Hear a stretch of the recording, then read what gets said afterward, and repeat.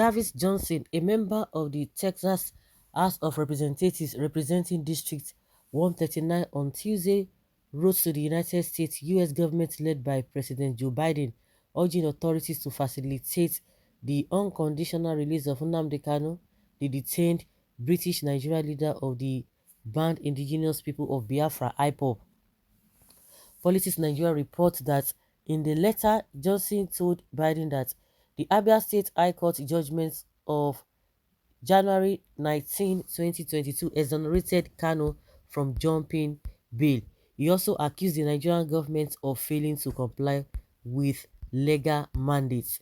Kano's only offense is his persistence for the Nigerian government with the assistance of the international community to conduct a referendum, a free and fair referendum, as a peaceful means of resolving the national question in Nigeria, the letter partly reads.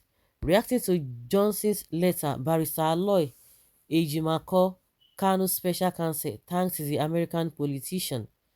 He said, "Thank you at Jarvis Johnson, Texas." Enough said, Ejimako wrote on his own unknown Twitter handle on Wednesday. This is what the whole world is aware of. They are aware of this whole thing. And like the question I'm always asking, and of course, I know that all these Buhari and Malami followers, they will not tell you that we are a sovereign country. Nobody dares tell us anything. But when you need money, you don't assume that position that you are self-sufficient. Even when we have everything, you don't make use of it so that we will not be borrowing, we will not be looking for handouts here and there. But when it comes to you doing the right thing, then you now begin to tell us that you are not a sovereign country.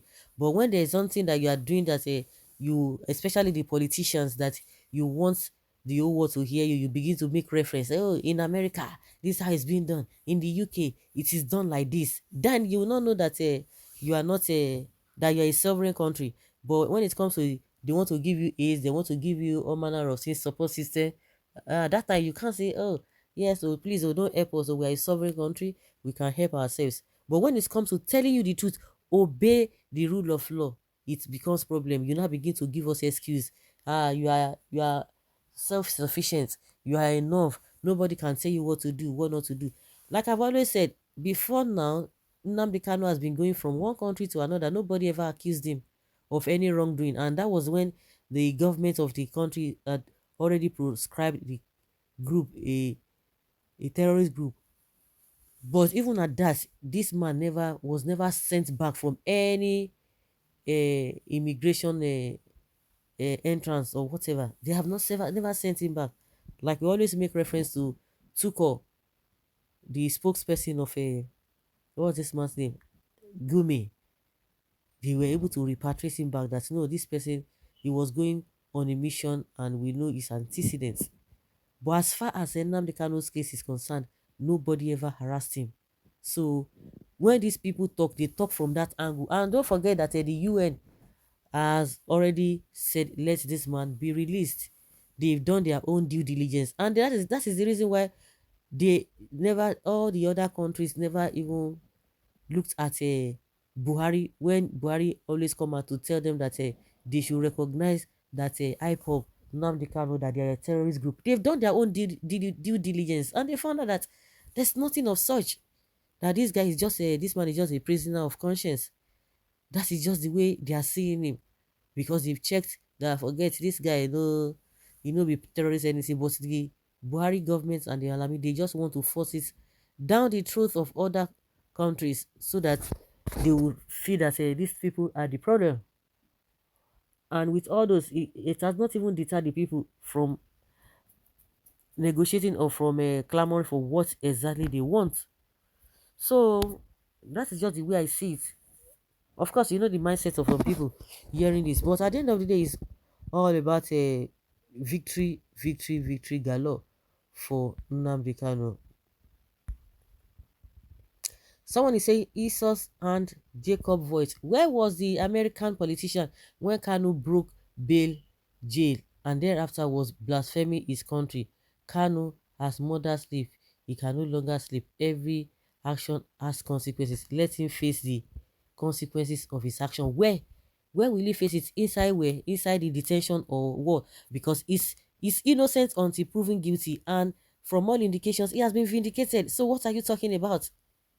You are talking nonsense because you don't even have reasons. In the same court, whether in Abuja, whether in Abia State, he has been vindicated. So what else are you talking about?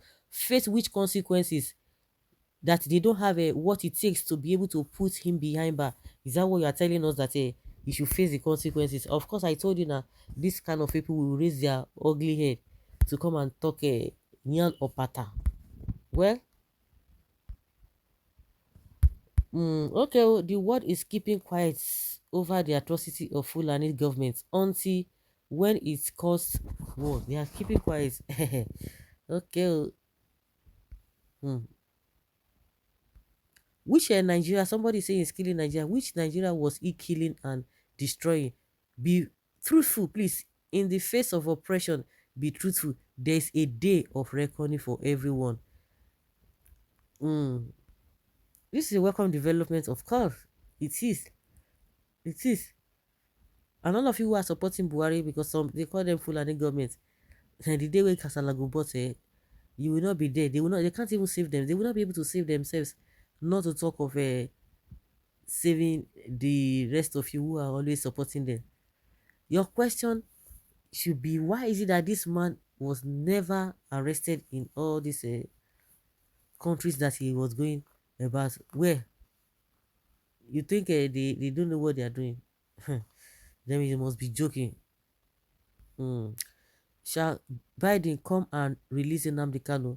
Wait he go hurt the Nigerian government, and he doesn't need to come. They know how to get them now. Like somebody saying that, I say they are still watching them when they are being disobedient to the rule of law. They are looking at them. Even the Nigerian government knows that if care is not taken, they are going to regret it, because we are the ones who are always begging for one thing or the other.